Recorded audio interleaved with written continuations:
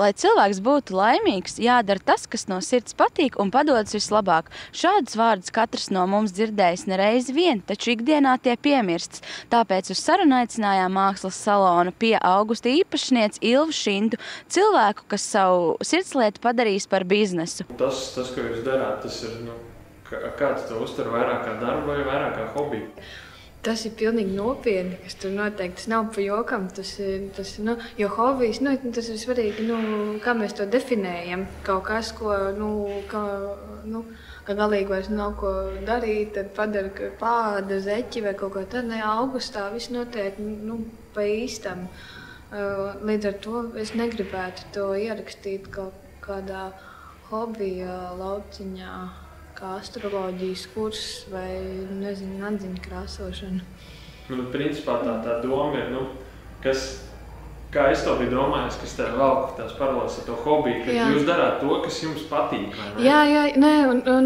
Jā, un tad vienkārši sagadījies tā, ka tas, kas patīk, ir arī tas nopietnais darbs. Viens no, jo tas ir, mēs katrs no mums strādājam daudz kur, lai varētu uzturēt augustu būtībā. Visu to palaist tā, lai notiek. Tas ir vienkārši viens no darbiem, kas ir laimīgā kārtā patīkams, ja sarāk mēs to nedarītu.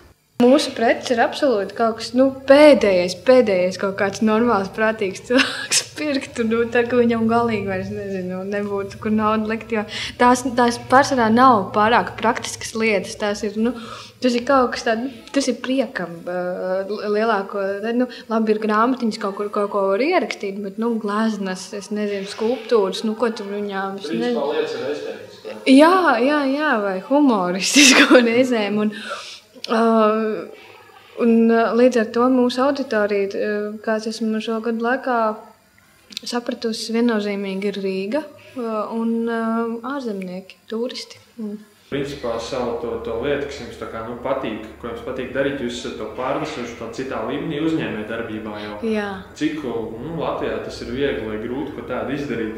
Daudz cilvēks viņi nedara to, kas viņiem patīk, viņi skatās, ar ko var reāli nopelnīt labāk. Protams, ka mēs arī gribējām nopelnīt, un kā vispār radās augusts, kā es minēju, radās kā aksesuāru veikals, kur bija no dažādiem cilvēkiem paņemti, ko viņi taisa, un mums likās, Cēsīs vienkārši nonesīs to vietu. Protams, mums ir viens ienākums prasa, kas jums tas tāds ir un ko jūs te darat.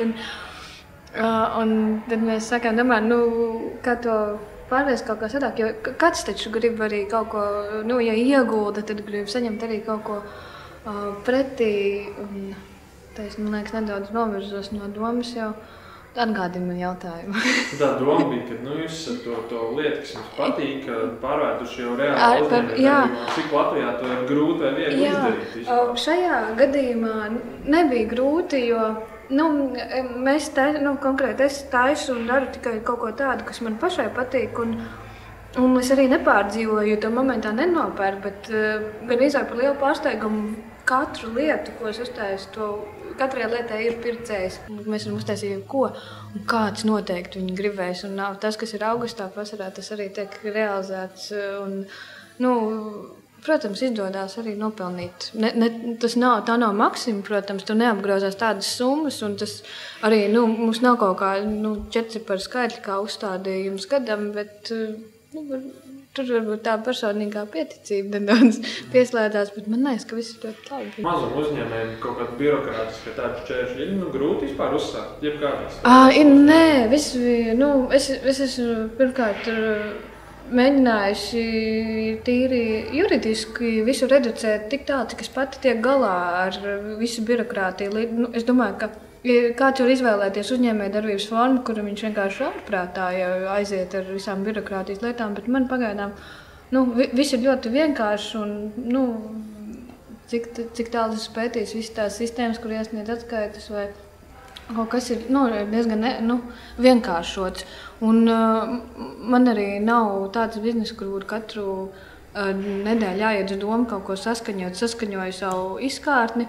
Un, tagad, ja es vasarā gribēšu puķipot turēt, saprotu, ka man tas arī būs jāiet saskaņots, tāpēc šogad es neturēju, jo es negribēju iet vienkārši, bet es nākamgad aiziešu un saskaņošu, ka viņš tur stāv. Bet, tas ir varbūt pārspīlēts, ka ir sarežģīti. Viss ir normāli, saprāta robežās, vismaz pagaidām. Jā, jo diezgan daudz tieši šūdās, ka, es kā varētu darīt to un to, bet tur birokrātija. Visticamāk, tie cilvēki nav pat pamēģinājuši nekad. Viss ir izdarāms un reizēm pat ir pārsteigums, cik kaut kas ir sakārtots un ka nav kaut kādi